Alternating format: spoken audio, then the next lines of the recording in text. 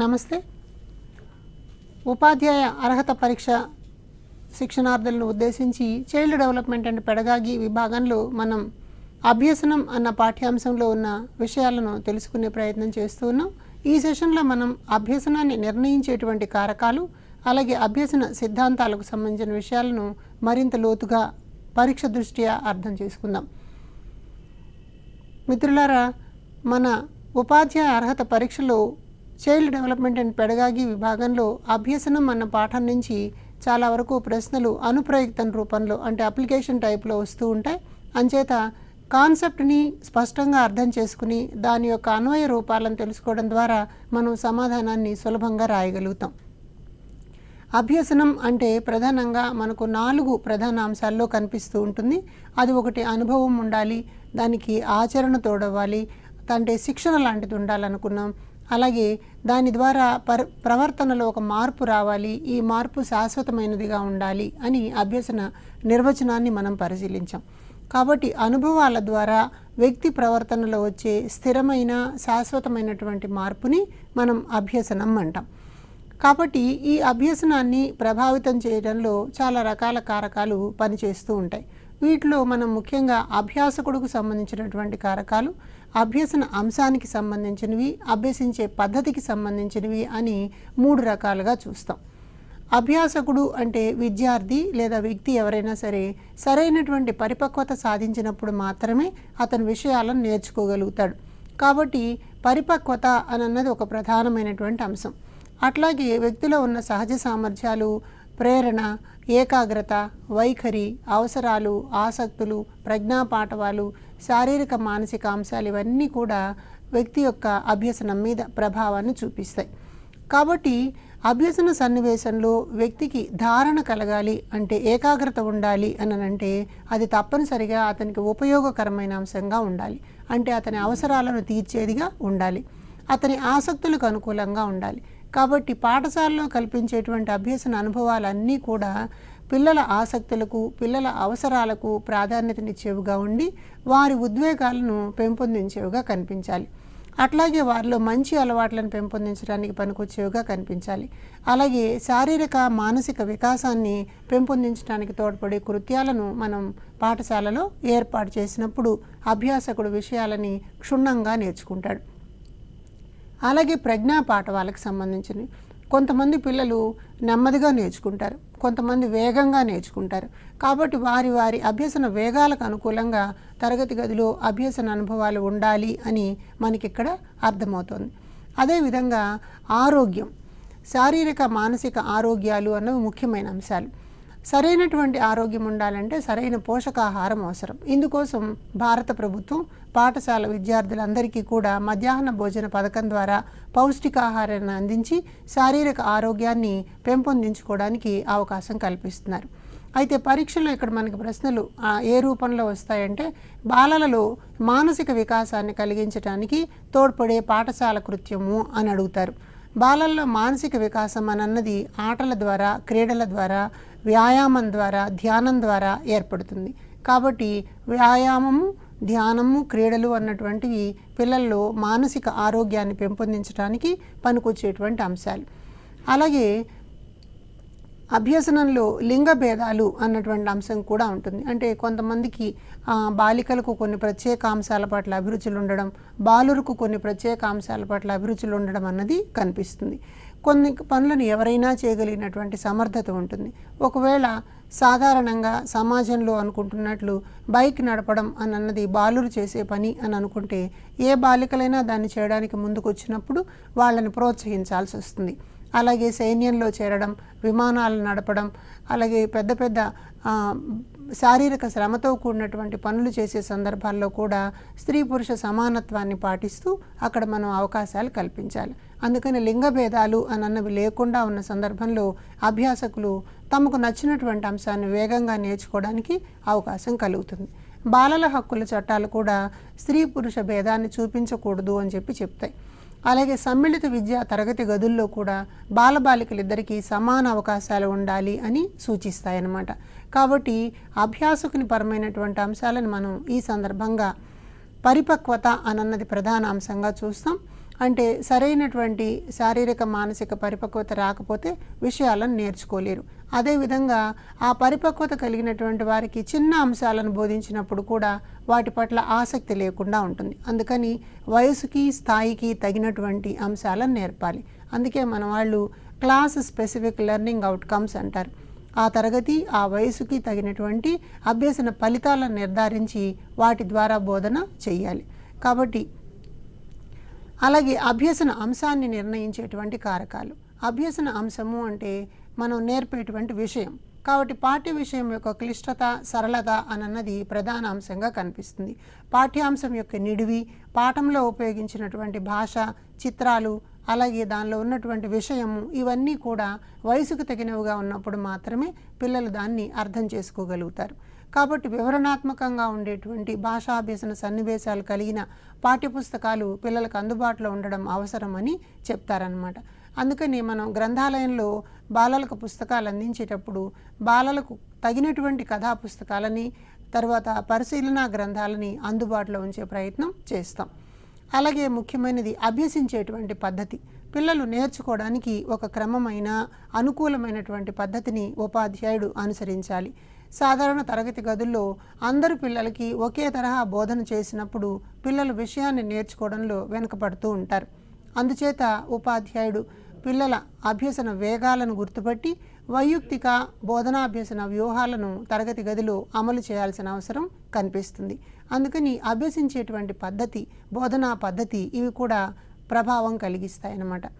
మనం తరగతి గదుల్లో ప్రాథమిక పాఠశాల స్థాయిలో కృత్యాధార బోధన, పాల్గొంటూ నేర్చుకోవడం, తర్వాత పార్టిసిపేటరీ అప్రోచ్, ఇలాంటి రకాలైనటువంటివి అంటే పరిశీలన పద్ధతి, ప్రయోగ పద్ధతి, అన్వేషణ పద్ధతి, కృత్యాధార పద్ధతి, ఇలాంటి రకాలైనటువంటి పద్ధతులు ఉన్నప్పుడు అభ్యసించేటువంటి పద్ధతి పిల్లలు నేర్చుకోవడం మీద ప్రభావం చూపిస్తుంది. అలా కాకుండా పిల్లలని అభ్యసన ప్రక్రియల్లో పాల్గొనడానికి అవకాశం లేని కేవలం వినేటువంటి అంశాలనే మనం తరగతి గదిలో పెట్టినట్టయితే అభ్యసన వేగవంతంగా జరగదు అని మనకి ఈ అంశంలో తెలుస్తోంది. కాబట్టి అభ్యసనాన్ని నిర్ణయించేటువంటి కారకాల పట్ల మనకి పరీక్షలో ప్రశ్నలు రావడానికి అవకాశం ఉంది. ఈ విషయాలని ఒకసారి మళ్ళీ క్షుణ్ణంగా గమనించండి. అదేవిధంగా మరొక ముఖ్యమైన అంశం ఏంటంటే అభ్యసనం జరగాలి అని అంటే వ్యక్తి స్వతసిద్ధంగా కానీ ప్రేరణ పొంది ఉండాలి. అంటే ప్రేరణ ద్వారా వ్యక్తి అభ్యసించడానికి అవకాశం కలుగుతుంది. అది ప్రేరణ ఎలా వస్తుంది అని చూసినప్పుడు వ్యక్తికి అవసరం అని అనిపించినప్పుడు దానిని ప్రేరణ పొందుతాడు. ఈ ప్రేరణ అభ్యసనానికి మూలం అని చెప్పారు క్రో అండ్ క్రో అన్న మనోవైజ్ఞానికులు. ప్రేరణ లేకపోతే అభ్యసనం జరగదు. ప్రేరణ జరగాలి అని అంటే అవసరాలు, ఆసక్తులు ఉన్నప్పుడు మాత్రమే ప్రేరణ జరుగుతుందన్నమాట. మానవ ప్రవర్తనకు ప్రేరణ మూలాధారం అని అన్నాడు వుడ్వర్త్. అంటే మనిషి ఏదైనా ఒక ప్రవర్తన విధానాన్ని ప్రదర్శిస్తున్నాడంటే దానికి కారణం ప్రేరణ. ఒక వ్యక్తి ఉన్నత స్థాయికి ఎదగాలన్నటువంటి స్వీయ ప్రేరణ ఉన్నప్పుడు అతను నిరంతర కృషి చేసి ఆ పనిని చేస్తాడు. లేదా ఒక వ్యక్తి క్రీడాకారుడుగా మారాలి అని కోరిక ఉన్నప్పుడు ఆ ప్రేరణ ద్వారా క్రీడా సాధన అన్నది చేస్తాడు. ఒకళ్ళు మంచి చిత్రకారులుగా మారాలనుకున్నప్పుడు స్వయం ప్రేరణ ఉండడం ద్వారా వాళ్ళకై వాళ్ళే ఆ విషయాలను తెలుసుకుంటూ అన్వేషిస్తూ మనం ముందుకెళ్ళడం జరుగుతుంది. ఇవాళ కాలంలో మనం పిల్లల్ని చూస్తూ ఉంటాం. మొబైల్ ఫోన్ వాడకంలో చిన్న వయసు నుండే పిల్లలు చాలా ముందుగా ఉన్నట్టు మనకు తెలుస్తోంది. వాళ్ళు అలా ఎందుకు చేయగలుగుతున్నారు అంటే స్వీయ ప్రేరణ ద్వారా మానవ ప్రవర్తనలో ఆ రకపు తేడా అన్నది మనకు కనిపిస్తుంది. అలాగే ప్రత్యేక లక్ష్యం వైపు వెళ్ళేలా మనిషిని ఉత్తేజపరిచే శక్తిని ప్రేరణ అనవచ్చు అన్నాడు బెర్నార్డ్ అన్న మనోవైజ్ఞానికుడు. అంటే ఒక ప్రత్యేక లక్ష్యాన్ని నిర్ధారించుకుని ఆ లక్ష్యం వైపుకు ముందుకు వెళ్ళడానికి మనిషిని నడిపేటువంటి ఒక అంతర్గత శక్తి. తను ఒక కోరిక కోరుకున్నాడు, ఒక మంచి నటుడుగా ఎదగాలి అని కోరిక కోరుకున్నప్పుడు అతను నట శిక్షణ పొందడానికి, ఆ రంగంలో ఉన్నటువంటి విశేషాలను తెలుసుకోవడానికి ప్రయత్నం చేస్తాడు. ఒకడు మంచి కళాకారుడుగా మారాలనుకున్నాడు, లేదా గణితంలో ఒక మంచి నిపుణుడుగా మారాలనుకున్నాడు.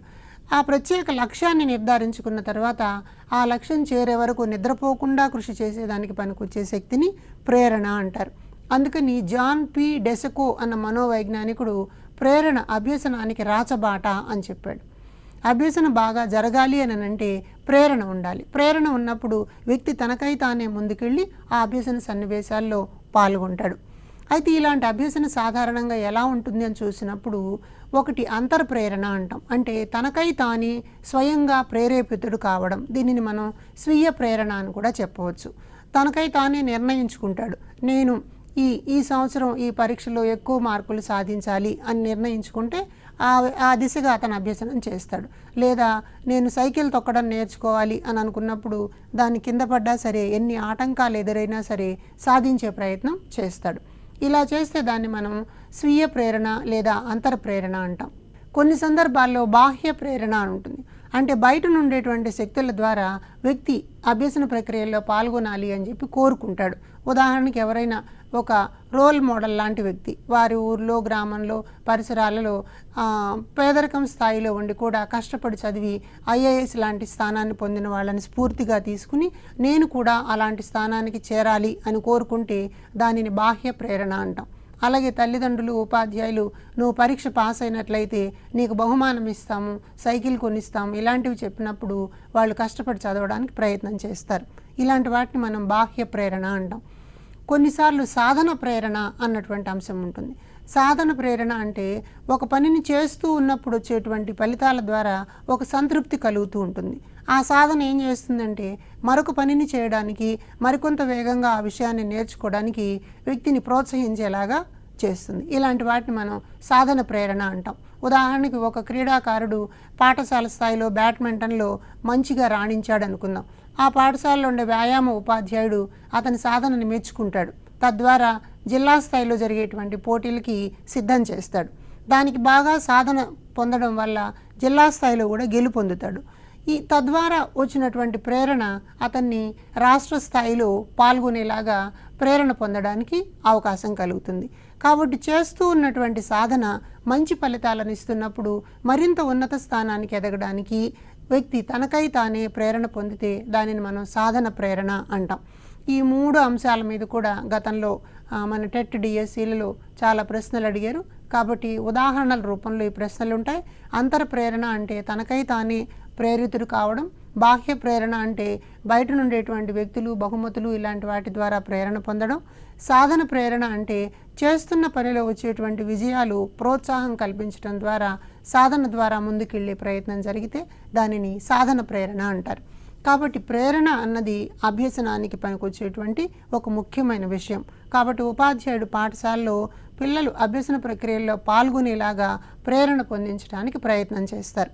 గతంలో అడిగిన ఒక ప్రశ్న, ఉపాధ్యాయుడు తరగతి గది ప్రారంభ కృత్యంగా పిల్లలతో చప్పట్లు కొట్టించాడు, ఇది ఎందుకు పనికొస్తుంది? ఇది కూడా ఒక ప్రేరణాత్మక సన్నివేశం. ఒక అభినయ గేయాన్ని పాడించడం, ఒక కథ చెప్పడం, ఇలాంటివన్నీ కూడా ప్రేరణపరమైనటువంటి అంశాలన్నమాట. కాబట్టి ఈ రకంగా మనకి అభ్యసన అని అన్నటువంటి అంశాన్ని కొన్ని కారకాల ద్వారా ప్రభావితం అవుతూ ఉంటుంది. అలాగే వ్యక్తిగత, బహిర్గత అంశాల ద్వారా కూడా ప్రభావితం అవుతుంది. వీటన్నిటిని దృష్టిలో ఉంచుకుని చాలామంది మనోవైజ్ఞానికులు అభ్యసనం అన్న భావం మీద విస్తృతమైన పరిశోధనలు చేసి కొన్ని సిద్ధాంతాలను ప్రతిపాదించారు. అభ్యసన సిద్ధాంతాల గురించి ఇప్పుడు తెలుసుకుందాం. అభ్యసన అని అనగానే మనకి ముందుగా సిద్ధాంతాలను అర్థం చేసుకునేటప్పుడు ప్రేరణ అన్న భావం గురించి మనం ఎలా తెలుసుకున్నామో ప్రేరణకు కారణమైనటువంటి భావం గురించి కూడా సిద్ధాంతాలు అర్థం చేసుకోవడానికి మనకు అవసరమవుతుంది. ఆ కారణాన్ని మనం అవసరాలు అంటాం. అంటే ఒక వ్యక్తిలో ఒక ప్రేరణ కలగాలి అంటే ఆ ప్రేరణకు కారణం అవసరాలు. అవసరాలు అన్న అంశం మీద పరిశోధన చేసిన మనోవైజ్ఞానికుడు అబ్రహాం మాస్లో. ఈయన అవసరాల క్రమానుగత శ్రేణి సిద్ధాంతము అన్నదాన్ని ప్రవేశపెట్టాడు. ఈ అవసరాలు సాధారణంగా 2 రకాలుగా ఉంటాయి. ఒకటి ప్రాథమిక అవసరాలు, 2 గౌణ లేదా సెకండరీ నీడ్స్ అంటాం అన్నమాట. ప్రాథమిక అవసరాలంటే ఏవి లేకపోతే మనిషి జీవించటానికి సాధ్యం కాదో వాటిని మనం ప్రాథమిక అవసరాలు అంటాం. అంటే ఉదాహరణకి గాలి, నీరు, ఆహారం, నిద్ర ఇలాంటివి లేకపోతే మనం జీవించలేం. కాబట్టి వీటిని మనం ప్రాథమిక అవసరాలు అంటాం. అలాగే గౌణ అవసరాలు. గౌణ అవసరాల్లో మనకి ముఖ్యంగా గుర్తింపు, గౌరవం, ప్రేమ, భద్రత ఇలాంటివి ఉంటాయన్నమాట. వ్యక్తి గుర్తింపు కోసం చాలా ప్రయత్నం చేస్తాడు. అంటే తరగతి గదిలో తోటి వారందరూ నన్ను మెచ్చుకోవాలి అంటే నేను ఈ ఆట బాగా ఆడాలి, ఈ లెక్క బాగా చేయాలి, ఈసారి పరీక్షలో మంచి మార్కులు పొందాలి అని చెప్పి గుర్తింపు, గౌరవం అనేటువంటి అవసరం కోసం తనకై తానే సంసిద్ధపడి ప్రేరితుడవుతూ ఉంటాడు. కాబట్టి రైట్ టు ఎడ్యుకేషన్ యాక్ట్ కూడా ఒక మాట చెప్తుంది, పిల్లలను తరగతి గదిలో గుర్తింపు గౌరవం కలిగించేలాగా చూడాలి, పిల్లలను తప్పనిసరిగా పేరు పెట్టి పిలవాలి, అరే ఒరే అని అనకూడదు అని బాలల హక్కులు రైట్ టు ఎడ్యుకేషన్ యాక్ట్ తెలియజేస్తున్నాయి. అదేవిధంగా పాఠశాల ఉపాధ్యాయులు పిల్లలని ప్రేమపూరిత వాతావరణంలో చూడాల్సిన అవసరం ఉంది. అలాగే పాఠశాల భద్రత అన్నది చాలా ఇంపార్టెంట్. ఈ మధ్యకాలంలో మన పాఠ్యపుస్తకాల్లో కూడా పాఠశాల భద్రత అన్నటువంటి ఒక అంశాన్ని బోధనాంశంగా ప్రవేశపెట్టారు. కాబట్టి సేఫ్టీ అండ్ సెక్యూరిటీ ఎన్వైరన్మెంట్ అంటాం. దీనికోసం పాఠశాలల్లో పాఠశాల భద్రత ప్లెడ్జ్ కూడా ఒకటి నిర్వహిస్తారు. అలాగే ప్రతి స్కూల్ కూడా స్కూల్ సేఫ్టీ ప్లాన్ అన్న దాన్ని తయారు చేసి పాఠశాలలో ప్రదర్శిస్తుంది. పాఠశాల పిల్లలు సంరక్షించడం కోసం, ఎలాంటి రకాల ప్రమాదాల నుంచైనా కాపాడడం కోసం పాఠశాల అనుసరించేటువంటి వ్యూహాలను తెలియజేసి పట్టికని పాఠశాల సేఫ్టీ ప్లాన్, పాఠశాల భద్రతా సమాచారము అని చెప్పి అంటారనమాట. అయితే స్కూల్లో ఇవన్నీ అంశాలు సంతృప్తి పొందడం కోసం మనం అబ్రహాం మాస్లో చెప్పిన అవసరాల క్రమానుగత శ్రేణి సిద్ధాంతం ప్రకారం కొన్ని రకాల కృత్యాలు నిర్వహిస్తూ ఉంటాం. అయితే వీటి ఆధారంగా చేసుకుని మనం ప్రేరణ పొందడం, ప్రేరణ ద్వారా సాధన చేయడం, సాధన ద్వారా అనుకున్నటువంటి లక్ష్యాన్ని సాధించడం అన్నది కనిపిస్తుంది. కాబట్టి వరుస క్రమాన్ని మనం చూసినట్లయితే వ్యక్తి చుట్టూ ఉండే పరిసరాలలో నుంచి కొన్ని అవసరాలు పుట్టుకొస్తాయి. ఆ అవసరాలను తీర్చుకోవడం కోసం వ్యక్తి ప్రేరణ చెందుతాడు, ప్రేరణ ద్వారా సాధన చేసే ప్రయత్నం చేస్తాడు, సాధన ద్వారా ఫలితాన్ని సాధిస్తాడు. కాబట్టి అభ్యసన జరిగేటువంటి అవసరాలకి ఈ చివరి లెవెల్లో అవసరం అన్నది కనిపిస్తే ఆ చివరి లెవెల్లో అభ్యసనం అన్నది కనిపిస్తుంది అన్నమాట. కాబట్టి అవసరాల నుండి అభ్యసనం వరకు ప్రయాణం చేసేటువంటి దారిలో ప్రేరణ, సాధన ఇలాంటివి ముఖ్యమైన విశేషాలుగా కనిపిస్తాయి. కాబట్టి ఇలాంటి అభ్యసనం వ్యక్తుల్లో ఎలా ఉద్భవిస్తుంది, దాన్ని మనం అర్థం చేసుకోవాలంటే అసలు మనిషి ఎలా నేర్చుకుంటాడన్నటువంటి విశేషాలని మనం అభ్యసన సిద్ధాంతాల ద్వారా తెలుసుకోవచ్చు. ఇలాంటి అభ్యసన సిద్ధాంతాలని మనం రకరకాల కోణాల్లో చూస్తూ ఉంటాం. వాటిలో ఒకదాన్ని ప్రవర్తనావాదము అంటారు. ఎందుకంటే మనం నిర్వచనాలను పరిశీలిస్తున్నప్పుడు అనుభవం వల్ల, ఆచరణ వల్ల వ్యక్తి ప్రవర్తనలో ఏర్పడే దాదాపు శాశ్వతమైన మార్పు అంటున్నారు. కాబట్టి ప్రవర్తనలో వచ్చేటువంటి మార్పుగా మనం అభ్యసనాన్ని చూస్తున్నాం. కాబట్టి చాలామంది మనోవైజ్ఞానికులు దీనిని ప్రవర్తనావాద అంశంగా పరిగణించి చెప్తున్నారు. అందుకని దీన్ని సంసర్గవాదము అని కూడా అంటారు. అసోసియేట్ అయ్యేటువంటి థియరీ అనమాట. కాబట్టి సంసర్గము అని అంటే ఉద్దీపనకి ప్రతిస్పందనకి మధ్య ఏర్పడే సంసర్గమే అభ్యసనం అని చెప్పి ఇక్కడ ఒక మాట ఉంది. అంటే నేర్చుకోవడం అన్న విషయాన్ని ప్రవర్తనావాదులు ఏం చెప్తున్నారు, ఒక ఉద్దీపన ఉంటుంది, ఒక ప్రతిస్పందన ఉంటుంది, ఈ రెండింటి మధ్యన ఒక బంధం, ఒక సంసర్గం ఏర్పడుతుంది. అలా ఏర్పడేటువంటి బంధాన్ని లేదా సంసర్గాన్ని అభ్యసనం అని చెప్పవచ్చు అంటున్నారు. అంటే ఒక పనిలో పాల్గొనడానికి ప్రేరణ కల్పించేటువంటి ఒక పరిస్థితిని ఏర్పరిస్తే దానిని మనం ఉద్దీపన అంటాం. ఆ పరిస్థితిని సాధన చేయడం ద్వారా వ్యక్తి ప్రవర్తనలో వచ్చినటువంటి మార్పుని ప్రతిస్పందన అంటాం. కాబట్టి ఉద్దీపన అన్న దానికి కారణం ప్రేరణ అయితే అభ్యసించడం ద్వారా వచ్చినటువంటి ప్రవర్తన మార్పు ప్రతిస్పందన అవుతుంది. ఈ రెండు అంశాలని దృష్టిలో ఉంచుకుని ప్రవర్తనావాదులు విద్యా సిద్ధాంతాలని, అభ్యసన సిద్ధాంతాలని ప్రవేశపెట్టారు. అలాంటి వాళ్ళలో ముఖ్యులు Ivan Pavlov, Skinner, Thorndike. Ivan Pavlov, Skinner, Thorndike వీళ్ళు ముగ్గురు కూడా ప్రవర్తనవాద సిద్ధాంతాలని బలపరిచారన్నమాట. అలాగే గెస్టాల్ట్ వాదము లేదా అంతర్దృష్టి అభ్యసనము అని ఒకటి ఉంటుంది. గెస్టాల్ట్ వాదం ప్రకారం ఏం చేస్తారంటే చుట్టూ ఉన్నటువంటి ప్రకృతిని, పరిసరాలను పరిశీలించడం ద్వారా ఒక వినూత్నమైనటువంటి ఆలోచన ద్వారా సమస్య పరిష్కారాన్ని కనుక్కునే ప్రయత్నం చేస్తారు. కాబట్టి గెస్టాల్ట్ వాదాన్ని మొత్తం నుండి భాగాలకు జరిగేటువంటి అంశము అంటారనమాట. అంటే మొత్తాన్ని పరిశీలించటం ద్వారా, సమగ్రంగా పరిశీలించటం ద్వారా అక్కడ ఏమేమి వనరులు ఉన్నాయి, ఏమేమి సౌకర్యాలు ఉన్నాయి, దేనిని ఎలా ఉపయోగించుకోవడం ద్వారా ఇచ్చిన సమస్యకి పరిష్కారాన్ని కనుక్కోగలము అన్నది చూస్తారు. కాబట్టి గెస్టాల్ట్ వాదులని అంతర్దృష్టి అభ్యసనం కింద పరిగణించేటువంటి అవకాశం ఉంది. అలాగే మరొక రకమైనటువంటి వాదాన్ని మనం నిర్మాణాత్మక వాదము అంటాం. ఇది కన్స్ట్రక్టివిజం అంటాం. ఈ మధ్యన 21వ శతాబ్ది కాలంలో దేశమంతా కూడా, ఈ ప్రపంచమంతా ఈ రకపు నిర్మాణాత్మక సిద్ధాంతం వైపుకి మరలిందనమాట. దీన్ని ప్రవేశపెట్టిన వాళ్ళలో వైగాట్స్కీ ముఖ్యుడు. వైగాట్స్కీ సాంఘిక సాంస్కృతిక అభ్యసన సిద్ధాంతము అని చెప్పాడు. అంటే అభ్యసనం అన్నది కల్చర్తో సంస్కృతితో బేస్ అయి ఉంటుందన్నమాట. కాబట్టి ఒక అభ్యసనం జరగాలి అని అంటే అక్కడ కల్పించేటువంటి అభ్యసన అనుభవాలు పిల్లలు జ్ఞానాన్ని నేర్చుకోవడానికి పనికొచ్చేలాగా ఉండాలి. అంచేత జ్ఞానాన్ని ఎవరో నేర్పటం కాకుండా అభ్యసన సన్నివేశంలో పాల్గొనడం ద్వారా పిల్లలు సొంతంగా జ్ఞానాన్ని నేర్చుకుంటారు. ఇలా సొంతంగా జ్ఞానాన్ని నేర్చుకుంటే దానిని మనం జ్ఞాన నిర్మాణము అంటాం, నాలెడ్జ్ కన్స్ట్రక్షన్ అంటాం.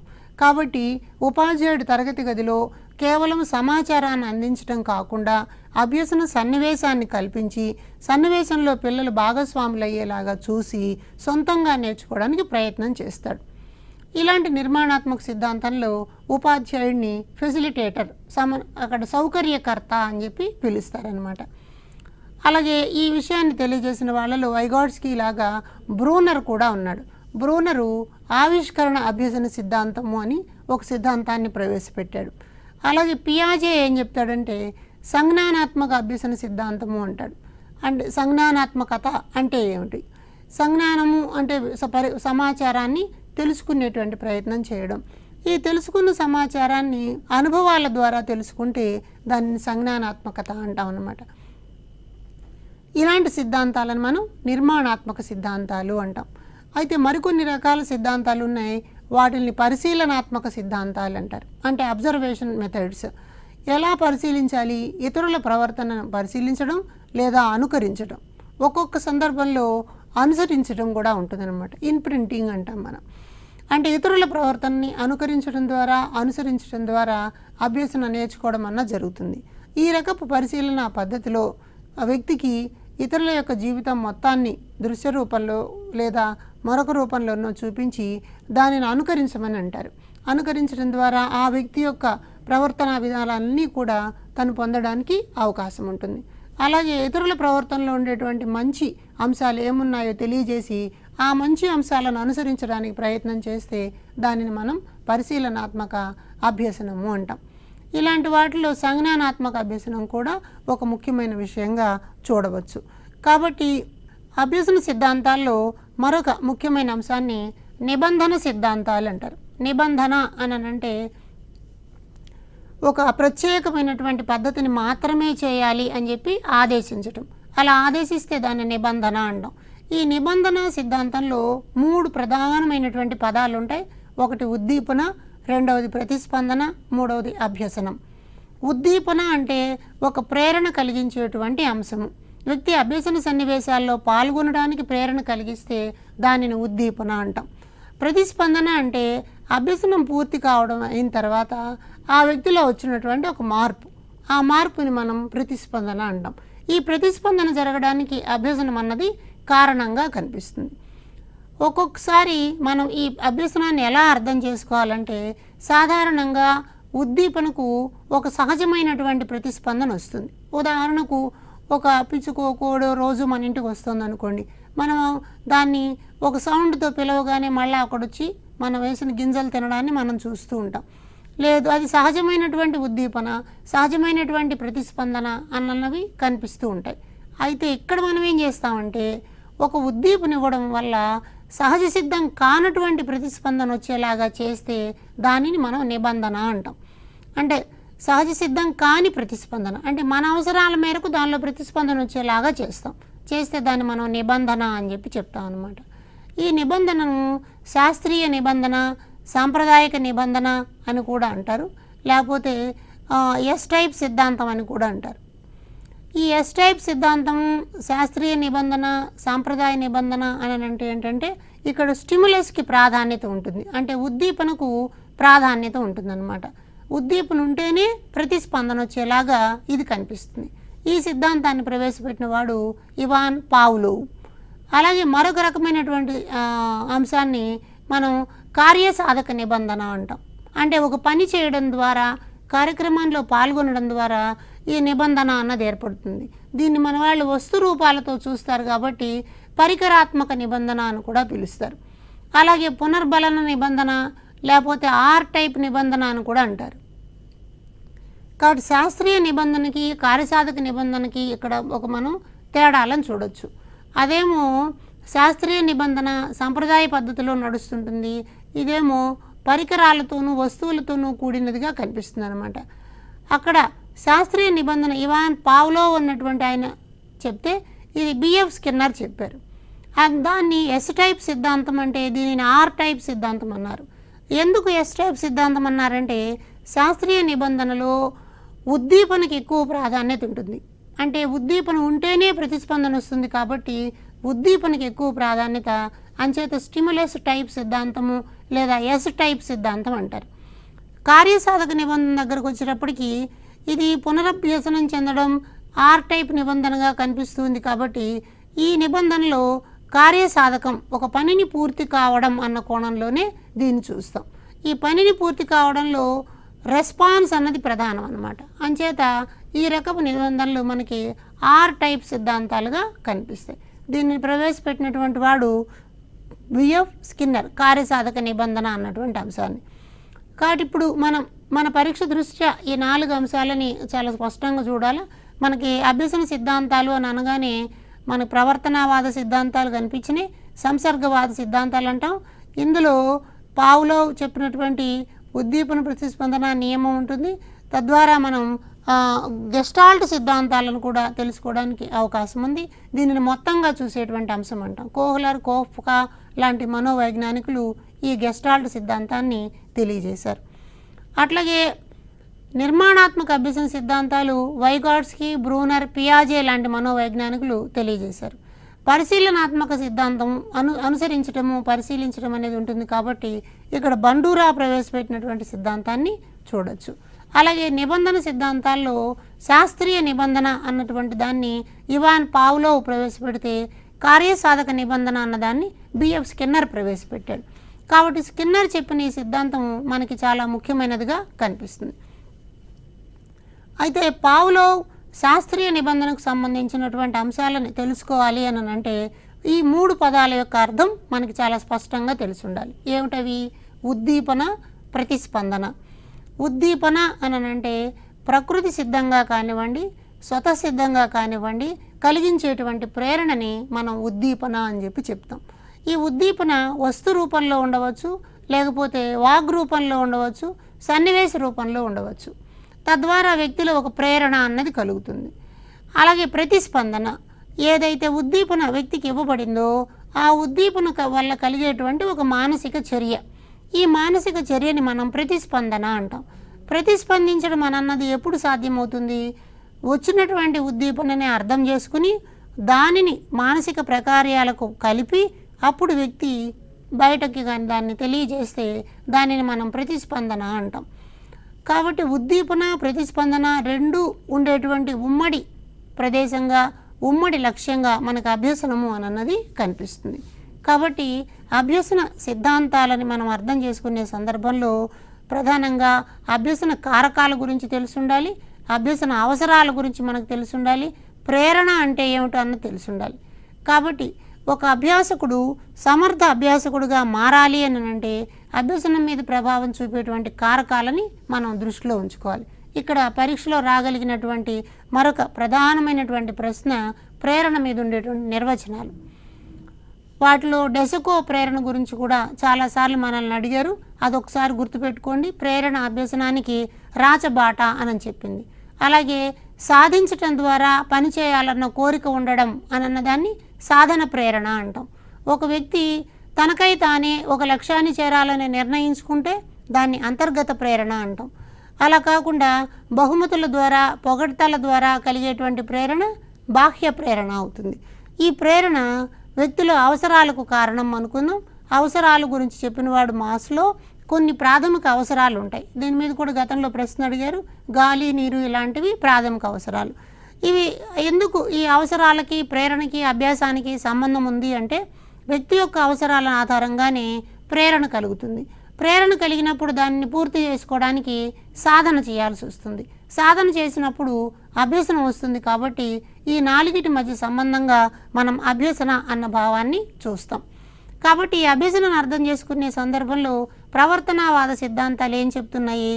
ఉద్దీపనకి, ప్రతిస్పందనకి మధ్యన ఒక బాండ్ ఏర్పరిస్తే దాన్ని అభ్యసనము అనాలన్నారు.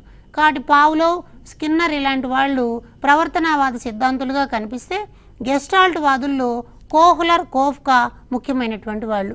నిర్మాణాత్మక అభ్యసన సిద్ధాంతాల్లో వైగాట్స్కీ, బ్రూనర్, పియాజే ముఖ్యమైన వాళ్ళుగా కనిపిస్తారు. అలాగే పరిశీలనాత్మక అభ్యసనంలో ఆల్బర్ట్ బండూరా లాంటి శాస్త్రవేత్తలు మనకు కనిపిస్తారు. ఈ అంశాలను దృష్టిలో ఉంచుకుని నిబంధన అన్న దాన్ని మనం అర్థం చేసుకునే ప్రయత్నం చేద్దాం. కాబట్టి తద్వారా మంచి మార్కులు పొందడానికి కూడా వీలు కలుగుతుంది. ఒకసారి ఈ భావనలన్నింటినీ సరైనటువంటి ఉదాహరణలతో మీరు కూడా విశ్లేషించే ప్రయత్నం చేయండి అని కోరుకుంటూ ధన్యవాదాలు.